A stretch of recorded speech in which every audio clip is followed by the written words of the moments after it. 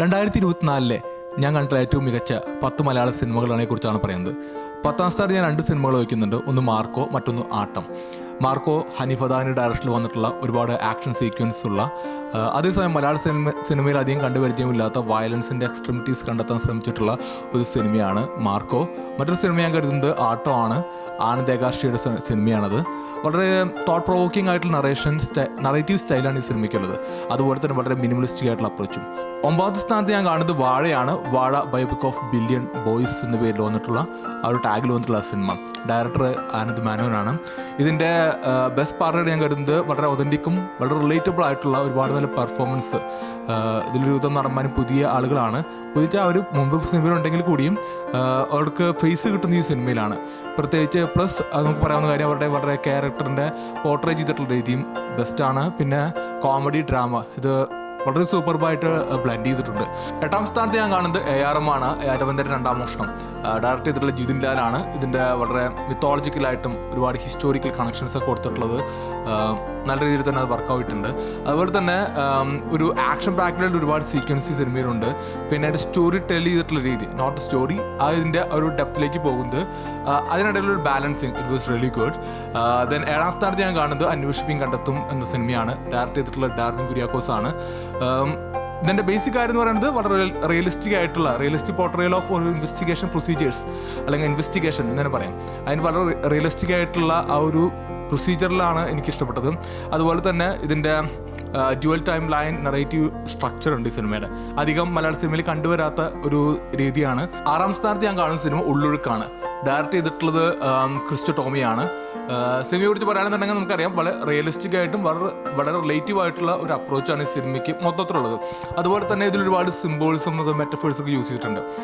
Very good. പിന്നെ performance ആണ്. 2 main മലയാളത്തിലത്തെ ആക്ടേഴ്സുമാരുടെ അഴിഞ്ഞാട്ടം എന്ന് പറയാം. So they were really good. 5ാം സ്ഥാനത്ത് ഞാൻ കാണുന്നത് ദ ഗോട്ട് ലൈഫ് ആണ്. ഡയറക്റ്റ് ചെയ്തിട്ടുള്ള ബ്ലെസ്സിയാണ്. ഇതിൻ്റെ ഫസ്റ്റ് ആൻഡ് മോസ്റ്റ് ഏറ്റവും മികച്ച ഒരു കാര്യമായിട്ട് ഞാൻ കാണുന്നത് പൃഥ്വിരാജ് സുകുമാരൻ്റെ ഒരു ഫിസിക്കൽ ട്രാൻസ്ഫോർമേഷൻ തന്നെയാണ്. അഭിനയവും ഒട്ടും താഴേക്ക് പോകുന്നില്ല. മറ്റൊന്ന് എനിക്ക് തോന്നിയിട്ടുള്ളത് ഇതിൻ്റെ വളരെ ഒതൻറ്റിക് ആയിട്ടുള്ള ഡെസേർട്ട് സെറ്റിംഗാണ്. പരമാവധി ഒരു ഡെസേർട്ടിൻ്റെ എല്ലാ ഭാഗങ്ങളും മലയാള സിനിമ അധികം കണ്ടിട്ടില്ല. സോ അതൊരു ക്യാപ്ചർ ചെയ്യാൻ ശ്രമിച്ചിട്ടുണ്ട്, അതെടുത്തിട്ടുണ്ട്.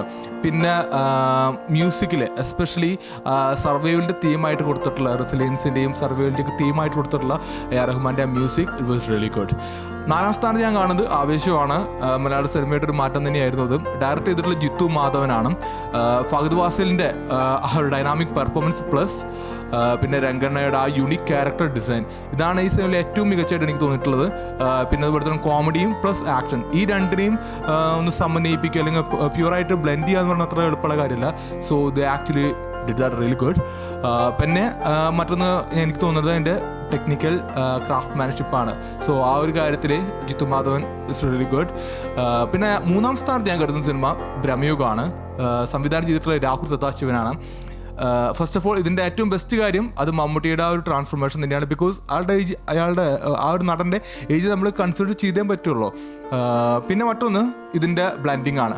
ഇതിൽ ഹൊററുണ്ട്, ഹ്യൂമാനിറ്റി ഉണ്ട്, ട്രഡീഷൻസ് ഉണ്ട്, എസ്പെഷ്യലി അതിൻ്റെ ഫോക്കോളിക്കായിട്ടുള്ള അതിൻ്റെ സെറ്റിങ്സ് പ്ലസ് പൊളിറ്റിക്സിൽ ആഡ് ചെയ്തിട്ടുള്ളത് അല്ലെങ്കിൽ എങ്ങനെയാണ് അത് കൊണ്ടുവന്നിട്ടുള്ളത് ഇറ്റ്സ് റിയലി ഗുഡ്. മറ്റൊന്ന് ഇതിൻ്റെ ടെക്നിക്കൽ എക്സലൻസും അതുപോലെ തന്നെ ഈ സിനിമയുടെ ബാക്ക്ഗ്രൗണ്ട് സ്കോറുമാണ്. സോ അതാണ് ആ സിനിമയെ കുറിച്ച് പറയാനുള്ളത്. 2ാം സ്ഥാനത്ത് ഞാൻ കരുതുന്ന സിനിമ മഞ്ഞുമൽ ബോയ്സ് ആണ്. ചിദംബരം എസ് പൊതുവാളാണ് സിനിമയുടെ സംവിധായകൻ. ഫസ്റ്റ് ഓഫ് ഓൾ ഇതിൻ്റെ ഏറ്റവും ബെസ്റ്റ് ഇത് ഇമോഷൻ തന്നെയാണ്. ഞാൻ ആക്ച്വലി ഇതിൻ്റെ വളരെ ഫേവറേറ്റ് ആയിട്ടുള്ള ഒരു ജോണർ കൂടിയാണ്. ബിക്കോസ് അതിൻ്റെ ഇമോഷണൽ ഡെപ്ത്, നമ്മൾ അവസാനം ഒരു ഇമോഷണലി നമ്മൾ ഭയങ്കര അറ്റാച്ച്ഡ് ആവുന്നുണ്ടല്ലോ. ഇന്ന് സിനിമയുടെ ഏറ്റവും ഇമ്പോർട്ടൻറ്റ് കാര്യം അതാണ് എനിക്ക് തോന്നിയിട്ടുണ്ട്. എനിവേസ് ഇമോഷണൽ ഡെപ്ത് വളരെ സ്ട്രൈക്കിംഗ് ആയിരുന്നു. പിന്നെ അതിൻ്റെ ടെക്നിക്കൽ എക്സലൻസ് പ്ലസ് ആ സിനിമാറ്റോഗ്രാഫി സ്റ്റൈല്, പിന്നെ അതിൻ്റെ നറേറ്റീവ് അത് ഗ്രിപ്പ് ചെയ്ത് പോകുന്നൊരു ഹോളിവുഡ് സ്റ്റൈലും ഉണ്ടായ സിനിമയ്ക്ക്. സോ ഇതാണ് 2ാം സിനിമ. 1ാം സ്ഥാനത്ത് ഞാൻ കാണുന്ന സിനിമ അത് കിഷ്കിന്ദ കാണ്ഡമാണ്. ഡയറക്റ്റ് ചെയ്തിട്ടുള്ള രഞ്ജിത്ത് അയ്യത്താനാണ്. ഇതിൽ ആസിഫ് അലി, വിജയരാഘവൻ ഇവരുടെ പെർഫോമൻസ് അത് ഏറ്റവും പ്രധാനപ്പെട്ട കാര്യം. സോ അവരുടെ ആ ഒരു ക്യാരക്ടർ ഡെവലപ്പ് ചെയ്തിട്ടുള്ള പോയിട്ടുള്ള രീതി, അത് ഡിസൈൻഡ് ആയിട്ടുള്ള രീതി വളരെ മനോഹരമാണ്. പിന്നെ അതിൻ്റെ ആക്ഷൻ പ്ലസ് ഡ്രാമ, അതിനവർ ആ ഡ്രാമേനെ എങ്ങനെയാണ് ഇതിലേക്ക് കൊണ്ടുവന്നിട്ടുള്ളത് അതും ബെസ്റ്റാണ്. പിന്നെ വിഷ്വൽസ് വളരെ സ്റ്റണ്ണിങ് ആയിട്ടുള്ള വിഷ്വൽസ് ആണ്. പ്ലസ് അതിൻ്റെ ഗ്രേഡിംഗ് പാറ്റേൺ ശ്രദ്ധിച്ചു കഴിഞ്ഞാൽ ഇത്രയും ബാലൻസ്ഡ് ആയിട്ടുള്ളൊരു ഗ്രേഡിംഗ് പാറ്റേൺ മലയാളത്തിൽ അധികം ഉണ്ടായിട്ടില്ല എന്നാണ് വേണമെങ്കിൽ പറയാം. സോ കിഷ്കിന്ദ-ഗോണ്ടാണ് എൻ്റെ ഒന്നാമത്തത്. സോ ഇതാണ് എൻ്റെ മലയാളത്തിലെ 2024 ഏറ്റവും മികച്ച 10 സിനിമകൾ.